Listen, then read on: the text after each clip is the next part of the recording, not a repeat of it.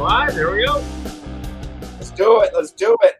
Nice music fade out for the first time. Coming at you on a Tuesday. Without making a mistake. Tuesday afternoon live. All the people watch Tuesday afternoon. I hear that's the time to go live. If everyone's watching on Tuesday afternoon, we uncovered something major here. Everybody's kicking off from work, lunchtime, 2:12. They're checking us out on their phones in the bathroom right now. Yeah. Looking to hear about real estate, looking to hear about mortgages, looking to hear about Dan going viral on TikTok. Oh, TikTok superstar.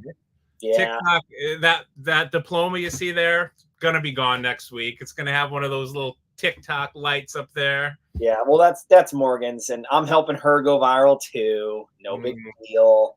I guess the guy that called us both old on TikTok is eating his words. So old. So for some context, Mike and I are both on TikTok. We do a lot of some videos. Follow us if you're on TikTok, and occasionally I average a pretty good amount of views. I average around that 1,000 to 1,200 mark views for every post that I make, which is incredible to me because I don't have that many followers and I'm not that funny. So, but posted a picture last night that I screenshotted off of Instagram because I saw it. I don't even know if it's true. I don't even know if what I put in is factual. And it goes up, and I almost got 6,000 views on it right now. It's crazy. So I don't know. I don't know what I did, but Dan's the TikTok rising star over there. I guess I just gotta thieve my way through. Yeah, TikTok. So we are going to try to do a mobile version on our cell phones, out walking some neighborhoods, trying to get a little bit different flavor here on the live, and technical difficulties put an end to that. So couldn't even log on. So maybe some other day. Yeah, maybe a TikTok live. Hey, who knows? I'll bring your 6,000 views down to like my 200 level there. You probably want to do that with somebody else, not me. Yeah. Well, hey, what are you gonna do? Yeah. So how's the week going, Dan? You had a busy weekend. You got a busy weekend coming up too. Nice. Yeah. Busy weekend. Had drill this past weekend. This week is busy, but it's also a beautiful week. It's 60 degrees out right now. So definitely that's where I imagine all of our viewers are at, outside enjoying the sun. Yeah. And then my younger brother is getting married on Friday evening. So I got my folks flying in from Florida. My wife's parents are coming up to Connecticut here on Thursday. So a lot going on. Be a fun weekend. Busy week and great weather for it too. Hopefully it holds through the weekend. Yeah. Got a closing tomorrow, which I'm really excited about. Finally get to help my client. It was an all hands on deck situation. Struggle, but hopefully we're one step away. Hopefully by about 2:30 tomorrow afternoon we'll be closed and she'll be on her way to buy her next one. So yeah, nice. Yeah, we got a couple questions in over the last week since we last did this. The first one, both actually from TikTok. One of them is kind of a comment / question. It was a comment that I changed into a question, and we'll start with that one. Somebody commented on one of Dan's posts about mortgage interest not being tax deductible. Yeah, it was a comment, and it was kind of like had nothing to do with.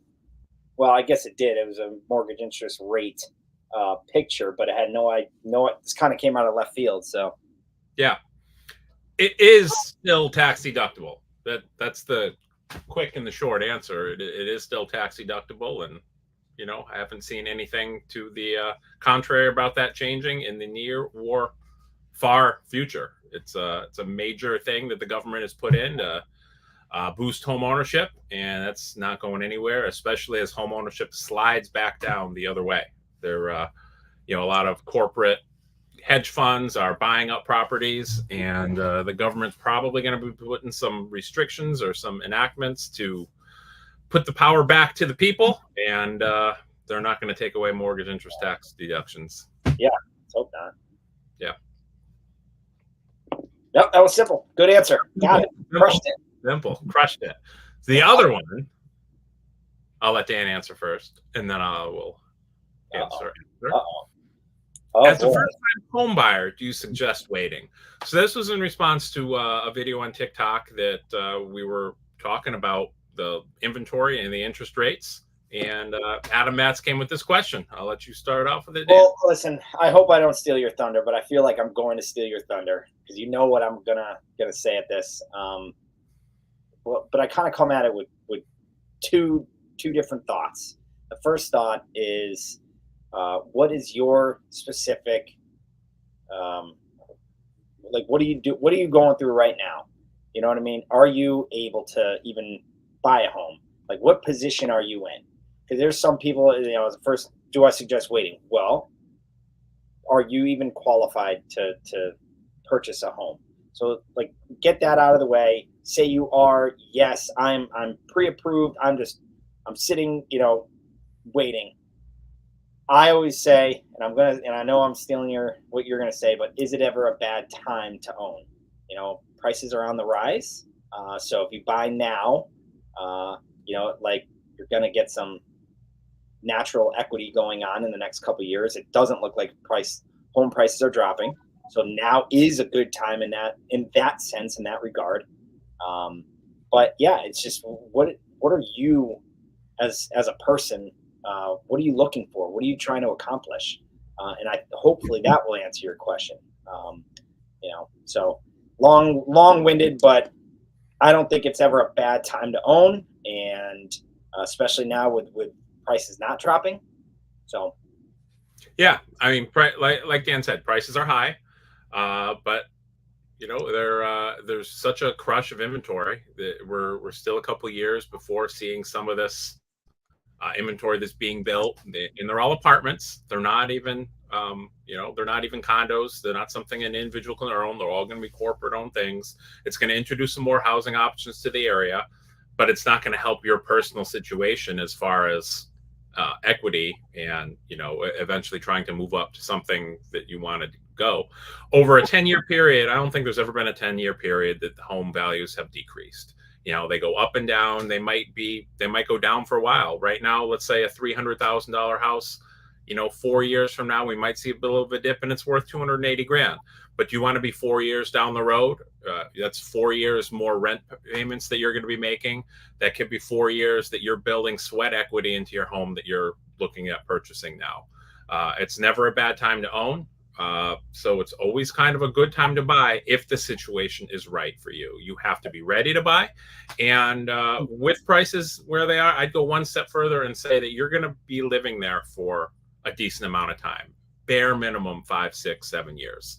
If you can commit, if you're going to be living in this area for 5, 6, 7 years, yeah, it's a good time to buy. I wouldn't buy something that hits the market in the first week, jump out there. In the first weekend, jump out and pay, 10% over asking and give up your inspection contingencies. I wouldn't do that as a first-time home buyer, but I'd look for off-market properties. We're finding off-market properties for people every day through our Perfect Home Finder. Condos are still a good bet. Condos have not risen to the point that single-family homes have, and not every town has risen and is at all-time highs in all price points. There is still plenty of value in the market. I was actually looking today. I don't think I've ever sold a house in Hartford, the actual city of Hartford. I might have in the South End, but it's been like more than 10 years. And I actually don't know a lot about the Hartford market. I can tell you about almost every single town, like in Hartford County and in Tolland County and, our side of Litchfield County, but Hartford, I don't know. And I was really kind of digging into it this morning, and there are some nice places with decent values in Hartford. There really are. So yep. Depending on your personal situation would determine whether I suggest waiting or not. Yep. Absolutely. And the thing is, and you touched on something that I think is really, really important. If you commit to just say 5 years, it's 5 years and you just by living there. Yeah, there might be a dip. There might be a dip here and there, but you got to remember, like on the trajectory of everything and the graphs, like it's still on its way up. So even if it dips, it's going to still go up, and that's assuming you do nothing with the home. You do nothing with it. No maintenance, no anything. And you're gonna still probably see something. Now, if you put some work into the house, so do something in the kitchen, do something in the bathroom that's really good, maybe quote unquote trendy. You're not. I can't guarantee everything. Like you can't say 100%, but likely you're just adding a great amount of value to that home and equity. That in 5 years, that even if the market was down, you're likely still going to get more than what you paid for it now. Yeah, not if you go 10-15% over asking in the first weekend, you overspend, and then you want to sell in a year. Yeah, I can't promise that, but given it a little bit of time, I think you can. But I think that was an important point that you hit on. So yeah, and in addition to that, a lot of people are buying homes on their monthly payment. They're not buying. You're not going out and buying a $400,000 house. You're buying a mortgage payment of $2,300 a month. Yep. You're buying a mortgage payment of $1,800 a month. Yep. If you take out a 30-year loan, a lot of people dream of paying off the house, owning it free and clear. A lot of people bounce around one house, they move up, they downsize. They might take out loans here and there. They might take out home equity loans. They may refinance. But a lot of people, at least 50% of the people, are thinking of buying a house and paying it off. So then they can retire and they don't have a mortgage payment. They'll have taxes and insurance, but they won't have that principal and interest. In a 30-year loan, there's 360 payments. 360 payments, one payment a month for 30 years. If you are going to wait 5 years and hope the market dips, that's 60 payments that you're extending into the future. That's 5 more years that you have this full payment that it's tough to retire on. It's tough to work. And I know we're, at least Dan and I are far away from retirement age. We're not in our 50s, 60s thinking about it, but a lot of people are. And the quicker you can get through those payments and be done with that, the better you are in the long term. Yeah, no, I think you hit the nail on the head there. It's just, a lot of people are looking at the monthly payment and can I afford this monthly payment? And what, again, we always circle back to Rogers, spoken of even when he's not here, but what he does on his pre-approvals is he really breaks it down of what an estimate would be for you monthly. And it's a pretty damn good estimate based on the taxes, the homeowner's insurance, and everything that go into it. So he's got a really good how much you intend to put down on it, and after closing costs and all that minutia, he comes up with a monthly payment, and people really look at that. It's like, okay, I can afford that. I can't afford that. Like, we got to go cheaper. So it's not the end price of 400,000. It's the can I, exactly like you said, can I do 23? There's another thing to think about that no one really thinks about closing costs. Every time you're going to get a loan estimate, you're going to get a closing statement projection from whoever mortgage lender you're using.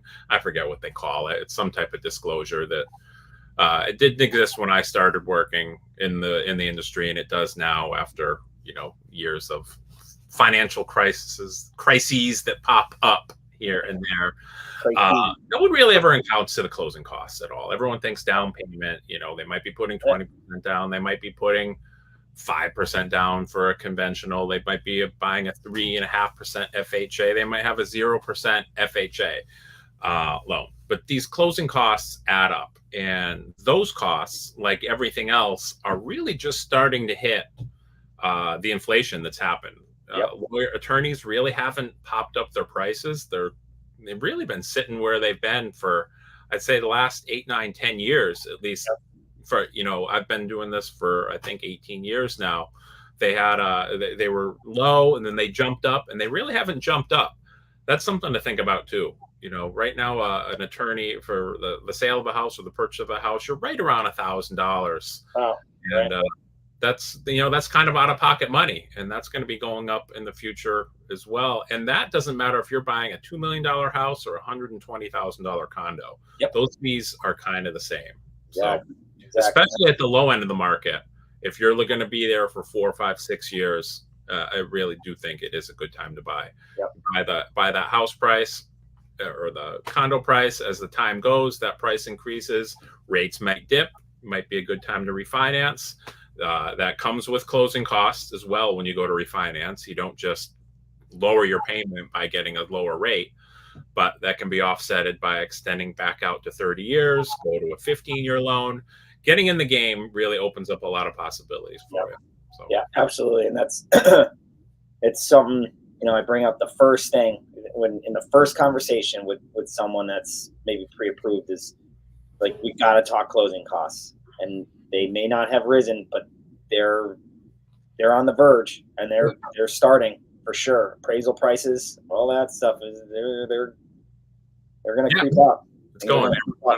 Everyone is increasing the prices across the board. So. Yep. So, and Derek, when he was on it, said a little bit that he's had to, not by much, thank God, but he's had to increase a little bit just to stay relevant in the stay in business. Keep paying your own bills, insurance. Right. Because what he said was so important too is a lot of his costs are directed, like he's paying something up front for the buyer, title search and things like that, and you're paying him back. So it's like, kind of has no choice but to raise his price because he's got to cover it at the beginning. So it's on the verge, and it's something we absolutely down payment is important. Back in the day when we say like, oh, I'll put 60,000 down and all this stuff, and that's fantastic. But I just make sure you have enough in the bank for the closing costs. That could be depending on where you're living. Out here, Simsbury, Avon, Canton, taxes are higher here, and it'll bite you if you're not careful. So. Yeah, the escrow that you need to put down in the bank, you're not paying a fee at closing, but a lot of times you got to pay that for a full first year of insurance, and insurances are going crazy right now, like nationwide, especially in multifamily homes. We deal with a lot of investors, and people are having trouble getting insurance at standard rates. So, always something to think about. Yeah. So in a nutshell, it's a good time to buy if the situation's right for you. If not, this isn't one of those situations in like 2010 where you could buy and then realize it's not for you, sell 18 months later and make money. Yeah, right. How you doing, Luca? Doing good. He's looking at the shiny light that's on us right now, going, "Where's that, Daddy?" He just got him back from school, so he's here to play in the basement and then hopefully go outside.